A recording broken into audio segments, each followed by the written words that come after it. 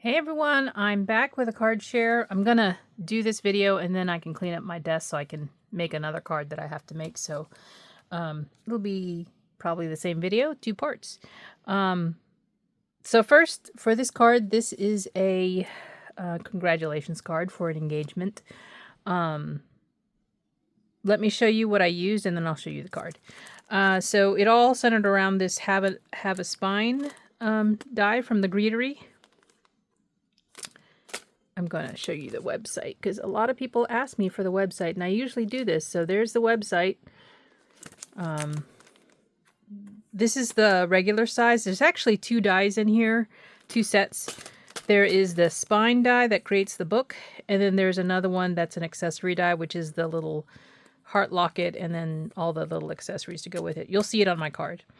So I used both of those dies in here. I used this stamp set called Love Stories. This is from this year.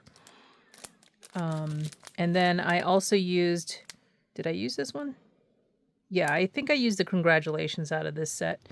This one's called Bookish Frames, also coordinates. Here's the die set for it, but I didn't use the die.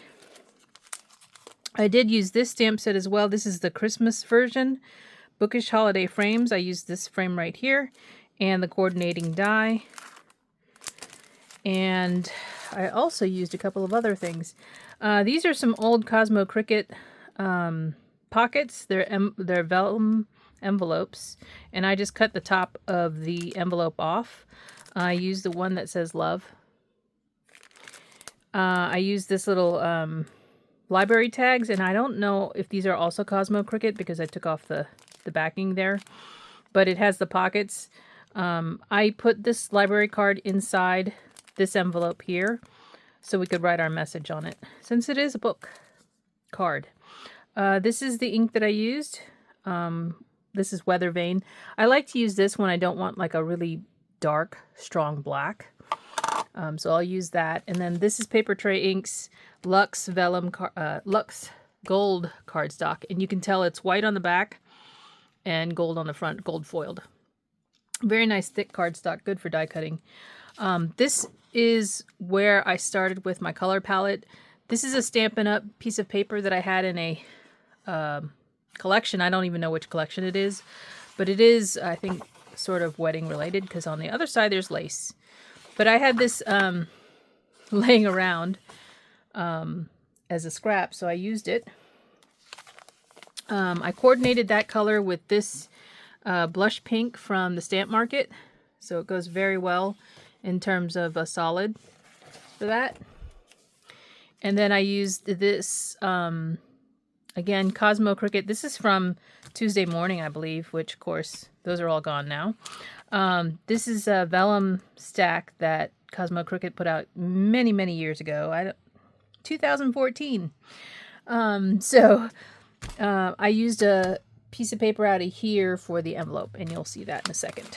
So those are the things I used for the card, and this card is for my niece. Here's the envelope that I created, and I used my punch board for this. You can see this envelope has glitter on top of the vellum, and it's the kind that doesn't shed, so you can run your hand over it and it will not come off.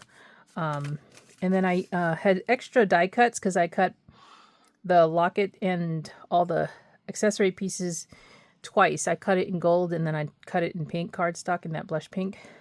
So I just put one here. This little piece of paper is actually holding the glue dot that I'm going to use to seal the envelope. And then here is my card. It is, like I said, it's a book card.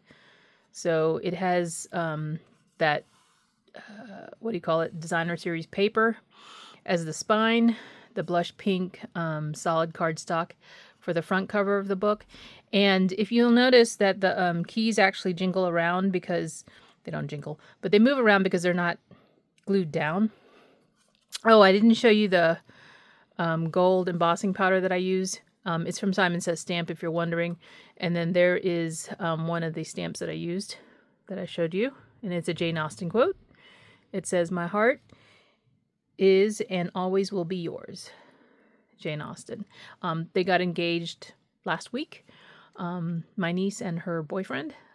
So I thought I'd make a nice congratulations card for them since we're going to see them for a holiday or an event. And I've been sharing some cards for that. So, yeah, so you can see the locket. Again, that's just kind of looped through in here. It can move around if I hadn't glued that in there, but the keys move, which I think is kind of nice for the card. And then you would open it up just like a regular book. And inside I put the pocket on this side here, and we're just going to write our message. This comes out. I think she's old enough to know these little pockets inside of library books. I think she's over 30 now, so I don't know if that's after her generation or not. Well, I don't know when books stop being checked out like that. I did put another piece of the vellum in here. This is the same pack of from that same vellum stack. It's got a little gold hearts. And there's the other stamp that I used from the set that I showed you. And since I had extra die cuts, I went ahead and used them in here. I thought this was a nice quote. If you want to read it, pause the video. But there's that ink color that I use in the gray. But this is her engagement card. So, yeah, I thought that was a really nice way to put congratulations together. And we'll be giving this to her when we see her and her fiance. It's weird because, you know, I knew her when she had just finished high school, I think was when I met her, or close to finishing high school. So it's kind of interesting to see how things have come through. But anyway, I'll be back to share another card as soon as I finish it. And I'll talk to you soon. Bye. Hey everyone, I'm back with my second card to share. I'll show you what I used, and then I'll show you the card as usual. Okay, so this one is a birthday card from my husband. And so I decided to go with a gaming theme. It was all around these new stamps that this stamp that I purchased new recently, and it's called Game On from the Sassy Club. It's a really big set. It's like a 6x8, I guess, stamp set. And you can tell what games this features if you are old enough to know or played these games when you were a young kid. And I was. So this is the main set that I used. And then I used this old set from My Favorite Things. This is called, what is it called? Level Up. Okay, so I use this one as well.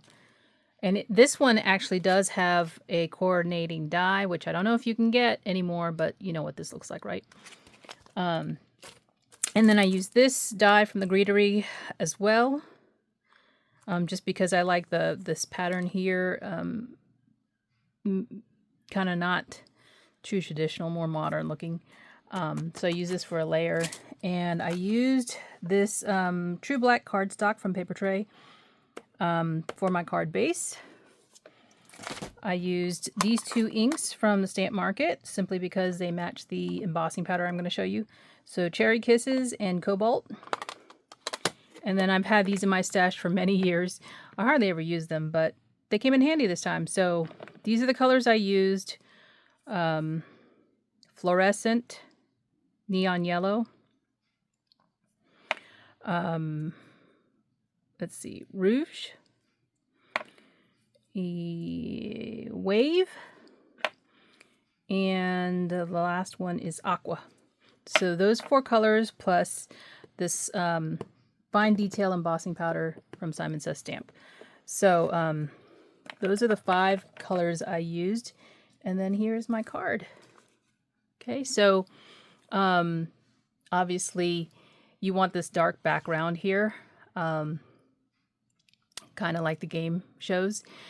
This one, while not a lot of, supplies, technically difficult because you have to be able to line up these stamps because it's one stamp, right, that you have in the set.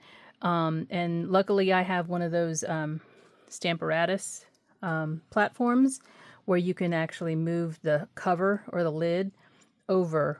So you just stamp a repeating, and it's going to be about, I don't know how much is in between that. I've never really used that feature too much just because I don't really make cards like that. But it's about